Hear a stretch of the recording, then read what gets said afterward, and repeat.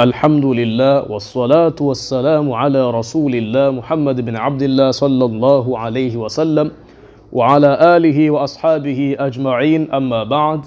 Naam, kwa tawfiki ya Allah subhanahu wa ta'ala tunaendelea na mutalaa wetu wa somo letu la fasihi, na leo tupo ukurasa wa 40 wa kitabu changu kwenye shairi lenye kichwa cha habari kinachosema Al-hilmu sayyidul akhlaq, upole ni bwana wa tabia, akikusudia kwamba zile tabia nzuri zote, zile tabia iliyokuwa juu kuliko tabia zote ni alhilmu, ni tabia ya upole.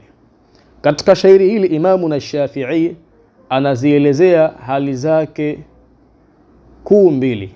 Hali ya kwanza, hali ya kuonesha kwamba nafsi yake ni kitu kitukufu na nafsi yake ni kitu chenye heshima kuliko kitu chingine.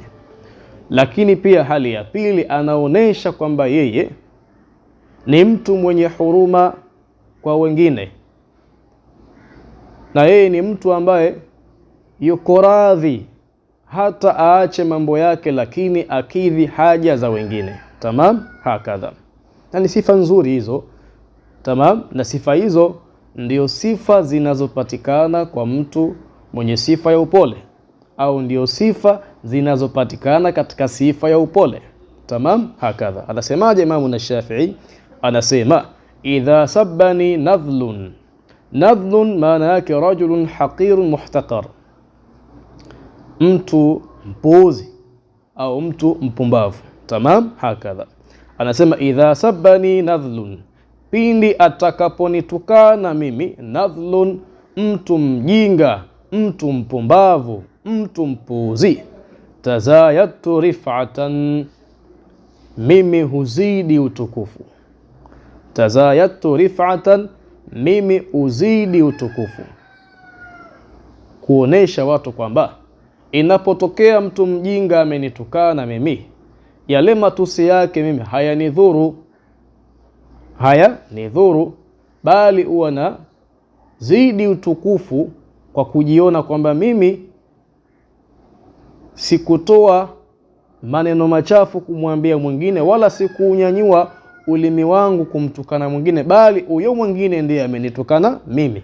Kwa hiyo kwa kuwa mimi sikuwa chanzo cha kumtukana mtu, au sikuwa ni mwenye kutoa maneno machafu kumwambia mtu, bali huyo mtu mwingine ndiye ametoa hayo maneno machafu, basi mimi ndiye mtukufu kuliko yeye. Tamam, hakadha.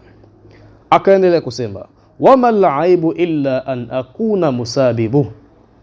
Tamam, wama al-aibu, na wala si aibu mimi kutukanwa na mtu mpuzi, mtu mjinga, mtu mpumbavu, illa, isipokuwa itakuwa ni aibu, an akuna musabibuhu, mimi nitakapokuwa ni mwenye kumtukana. Akikusudia illa, isipokuwa itakuwa ni aibu, an akuna, mimi nitakapokuwa musabibuhu, ni mwenye kumrejeshea matusi aliyonitukana. Nitakapoamua na mimi nimrejeshee yale matusi aliyonitukana, nami ndo nitakuwa nini? Mjinga kama yeye. Lakini kwa kuwa amenitukana nami nikaendelea kukaa kimya, basi mimi sitokuwa nini? Sitokuwa mpuuzi kama yeye, bali yeye ndo atabaki kuwa ni mpuuzi. Tamam, hakadha. Wamal aibu, na wala si aibu mimi kutokana na mtu mjinga nikakaa kimya.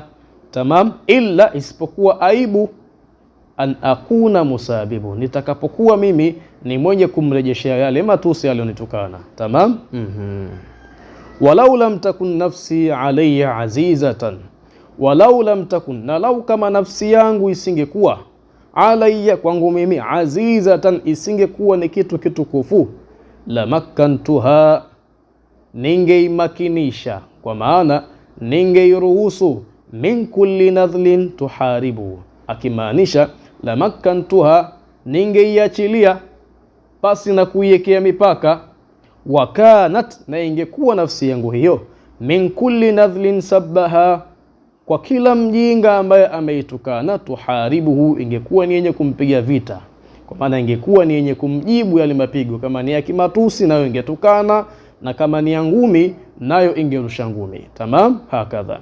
Kwa walau lam takun nafsi alayya azizatan, na lau kama nafsi yangu isingekuwa ni kitu kitukufu kwangu mimi, la makantuha, basi ningeiachilia, ningeiruhusu pasi na kuiwekea mipaka.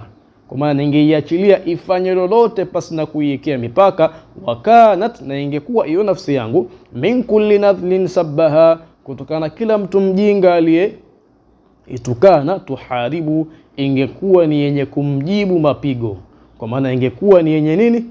Kumjibu kwa yale matusi aliyoitukana. Tamam, hakadha. Lakini nafsi yangu mimi nimeiwekea mipaka.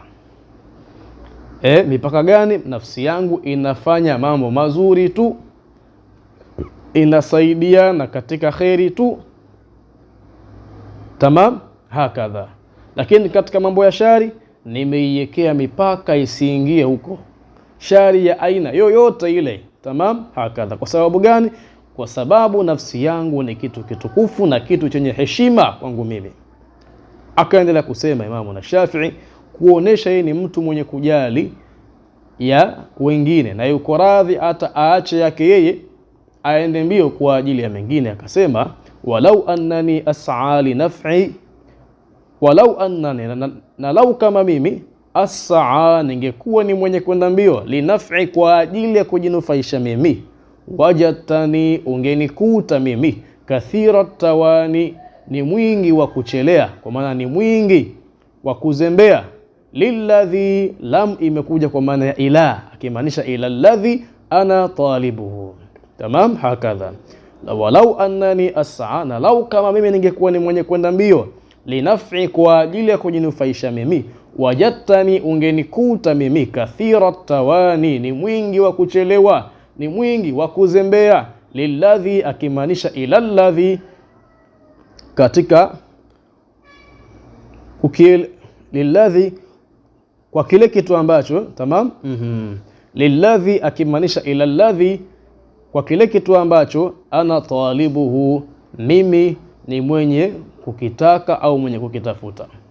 Tamam, ningekuwa hivyo kwamba naenda mbio kwa ajili ya kujinufaisha mimi, basi ungenikuta mimi ni mwenye kuzembea kwa kile ambacho nini mimi ninakitafuta. Walakinani, lakini mimi, as'a, huenda mbio, lianfa'a sahibi, ili nimnufaishe mtu wangu wa karibu, nimnufaishe sahiba wangu. Tamam, akamalizia kusema wa'arun 'ala shab'an, na ni aibu kubwa mno, 'ala shab'an, kwa yule aliyeshiba. Injaa sahibuhu, ikiwa sahiba wake, ikiwa mtu wake wa karibu yuko na njaa. Ni aibu mno kwa yule mtu ambaye ameshiba na hali ya kuwa sahiba wake wa karibu, mtu wake wa karibu ana njaa, kwa maana ndugu yake, mzazi wake, tamam, mwenzake ambaye wanasaidiana katika khairi na yuko karibu na yeye, sababu sahiba yuko karibu. Tamam, hakadha. Kwa Imamu na Shafi'i katika shairi hili ametuonesha sifa mbili kuu ambazo yeye amejipamba nazo. Sifa ya kwanza, sifa ya nini? Kwamba nafsi yake ni kitu kitukufu, hawezi kuiachilia kiasi ikawa haina mipaka, ikawa ni yenye kufanya lolote ile. Hapana. Tamam, nafsi yake yeye ameegemeza katika hali ya kiungwana, inafanya mambo mema. Tamam, inasaidia mambo mema.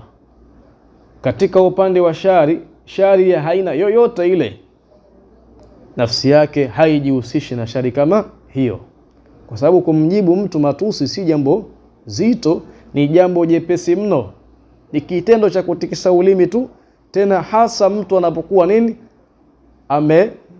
kukusudia wewe kwa matusi, lakini akaonesha kwamba hata hilo ambalo ni la kutikisa ulimi tu, nafsi yangu nimeiwekea mpaka. Hata hilo ambalo ni la kutikisa ulimi tu, la kumjibu mtu aliyetukana, nafsi yangu nimeiwekea mpaka, haiwezi kufanya kitu kama hicho. Tamam, hakadha.